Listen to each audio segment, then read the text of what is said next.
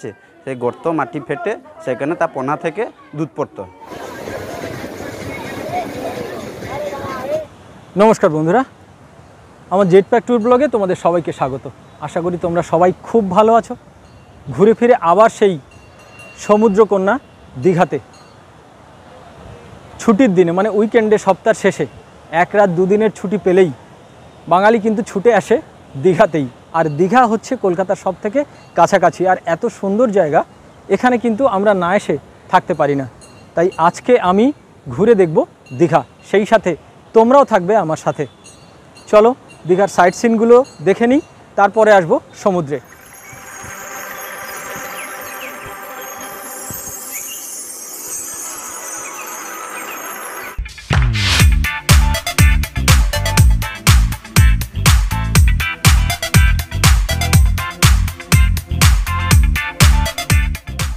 পাশের ঘন সবুজ জঙ্গল দেখে মনে হলো প্রকৃতির অনির্বচনীয় শোভা মানুষকে বুঝতে শেখায় যে পৃথিবীতে এমন কিছু জিনিস আছে যা অকৃত্রিম।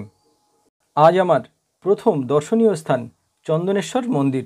জাগ্রত স্বয়ংভূ শিবলিঙ্গ রয়েছে এখানে, যা দীঘা থেকে 8 কিলোমিটার দূরে। এই হলো উড়িষ্যার বর্ডার, যার বাঁদিকে রয়েছে উদয়পুর সি বিচ। দীঘার কাছাকাছি চন্দনেশ্বর মন্দির, তালসারি আর উদয়পুর সি বিচ, এই 3টি দর্শনীয় স্থান উড়িষ্যার মধ্যেই পড়ে।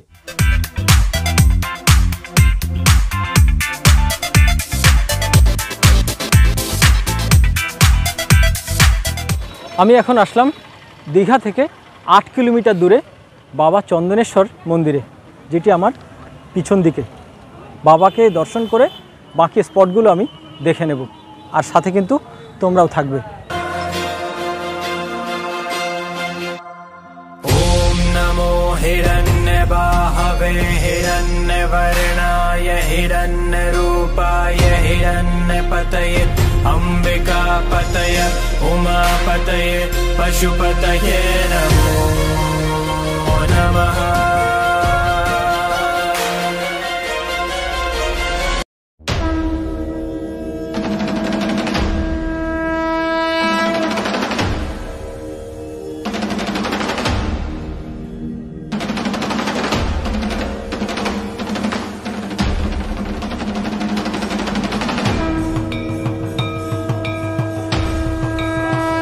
হুগলি গ্রাম মধ্যস্থং জলযন্ত্রে প্রকাশিতং কামনা বরদাকারং বন্দে শ্রী চন্দনেশ্বরং।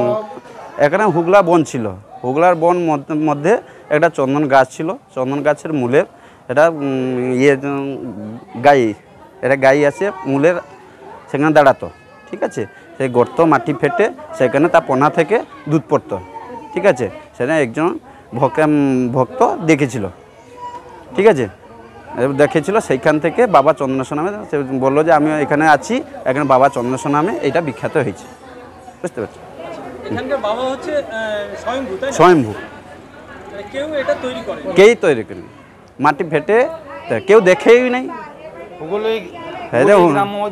জলযন্ত্র প্রকাশিত কামনা বরদাকারং বন্দে শ্রী চন্দনেশ্বর, নিজের আবির্ভাব। মূল মন্দির ছাড়াও এখানে রয়েছে আরও 3-4টি মন্দির। সেগুলো দেখে রওনা দিলাম তালসারির উদ্দেশ্যে। দীঘা থেকে তালসারির দূরত্ব 12 কিলোমিটার। এই জায়গাটা আমার ভীষণ প্রিয়। এটা হলো তালসারি, আর এই রাস্তাটা দীঘা এবং উদয়পুর হয়ে সোজা তালসারি এসে মিশে গেছে। এই রাস্তাটা যখন ওপেন হয়ে যাবে তখন উদয়পুর থেকে তালসারি আসা একদম সহজ হয়ে যাবে। আর এখানে বীচটা খুব অসাধারণ। বাবা চন্দনেশ্বরের দর্শন করে আমি এখন এলাম তালসারিতে। খুব দারুণ জায়গা, নির্জনতাটা এখানে খুব বেশি, সেই জন্য আমার এটা ভীষণ প্রিয় জায়গা। অনেকক্ষণ ধরে মনটা খাই খাই করছে, ভাবছিলাম কি খাই। চোখে পড়ল সুন্দর দেখতে এক ধরনের আম। নামটা শুনেই আর লোভ সামলাতে পারলাম না। নামটা হলো তোতাপুরি।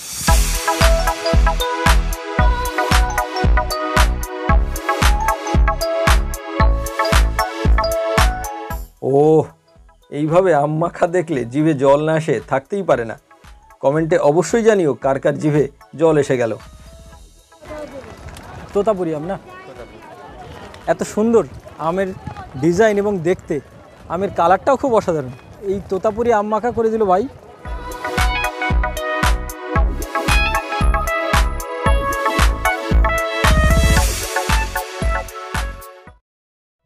দারুণ টেস্ট, সুন্দর হয়েছে।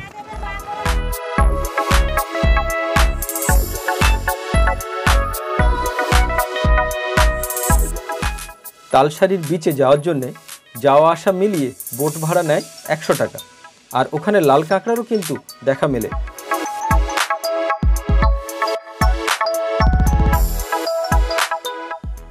তালসারির বিচ লাগোয়া রয়েছে 2টি হোটেল, সাগর সৈকত আর সাগর কন্যা। তোমরা চাইলে বুকিং করে আসতে পারো। আমি এখন যাচ্ছি উড়িষ্যার গ্রামের ভিতর দিয়ে। তালসারি দেখে আমি এখন যাচ্ছি উদয়পুর সি বিচে। এই উদয়পুর সি বিচকে বলা হয় মিনি গোয়া।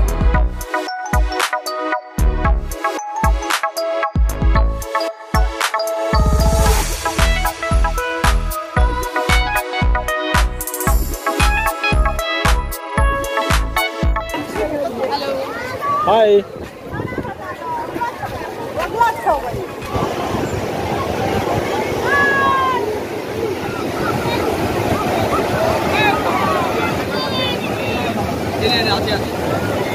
আমার ব্যাগ আছে এক রকম রাখা, মোবাইল টোল দিয়ে।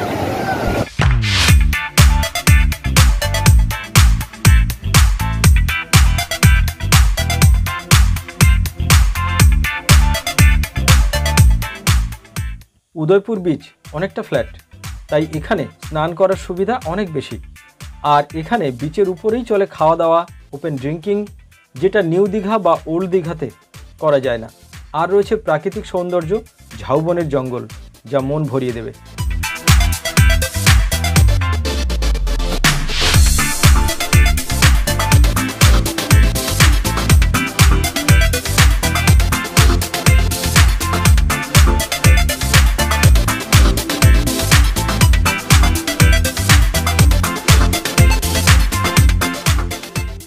আকাশে কালো মেঘটা জমছিল অনেক আগে থেকেই, এখন আরও কালো আর অন্ধকার হয়ে আসছে চারিদিক। বৃষ্টি এলো বলে, তবুও নতুন এই বীচটা দেখার ইচ্ছে ছাড়তে পারলাম না। উদয়পুর কমপ্লিট করে ওশিয়ানা সি বিচে এখন আমি ঢুকছি। আর এই ওশিয়ানা সি বিচটা কিন্তু নির্জন খুব। উদয়পুরে অত্যন্ত ভিড়, সবাই চান করে ওখানে এবং ওপেন ড্রিঙ্কিং টিঙ্কিং সব ওখানে হয়। আর সেক্ষেত্রে ওশিয়ানা সি বিচটা নির্জন, অনেকটা ভালো। দেখি এখন ওশিয়ানা সি বিচ। একেবারে নতুন বানানো হয়েছে এই ওশিয়ানা সি বিচ, তেমনভাবে দোকানপাট সেজে ওঠেনি এখনও। পাশে উদয়পুর থাকায় এই নতুন বিচটাতে ভিড় একদম নেই বললেই চলে।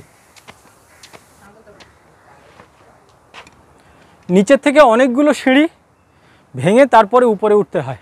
এটা হচ্ছে ওশিয়ানা সি বিচে যাওয়ার রাস্তা। নিচে প্রচুর সিঁড়ি, নিচে অনেকটা ডাউন, ওখান থেকে উঠে আসতে হয়। এদিকটাতে ঝাউবন, আর ঠিক তার পাশেই হচ্ছে সমুদ্র। এখানে একটা ওয়াচ টাওয়ার রয়েছে, আর তেমন বিশেষ কিছু এখানে নেই। ঘন গাঢ় কালো মেঘ ছেয়ে গেছে সমুদ্রের উপর দিয়ে। দেখতে সুন্দর লাগলেও একটু পরেই এটি ভয়ঙ্কর রূপ নেবে। বৃষ্টি পড়ছে 2-1 ফোঁটা, এক্ষুনি এখান থেকে বেরোতে হবে।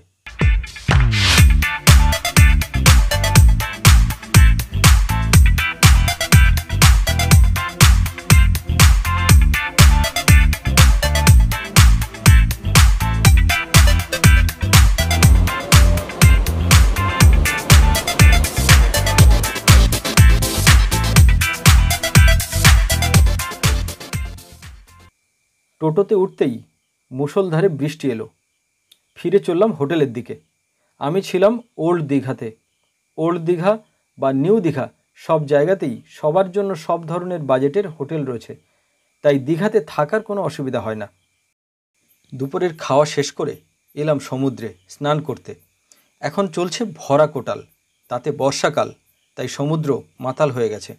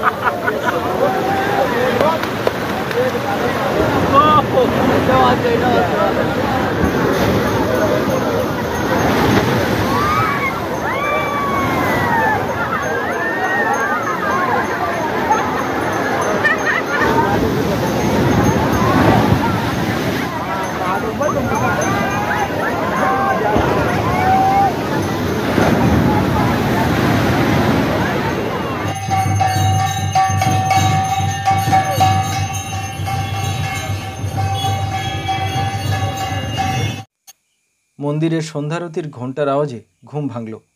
ঘুরে দেখতে বেরোলাম সন্ধ্যাবেলার বিচ মার্কেট।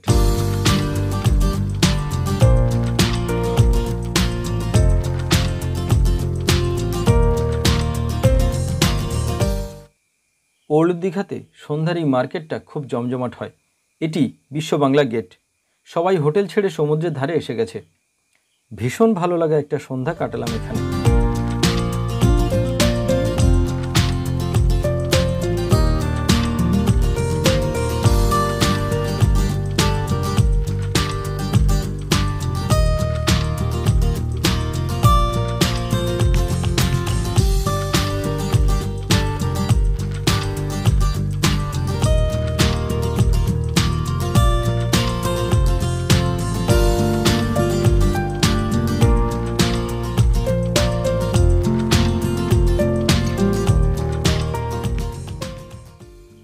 বন্ধুরা, সব মিলিয়ে আজকের ভিডিওটি তোমাদের কেমন লাগলো কমেন্টে অবশ্যই জানাবে, কারণ তোমরাই আমার অনুপ্রেরণা।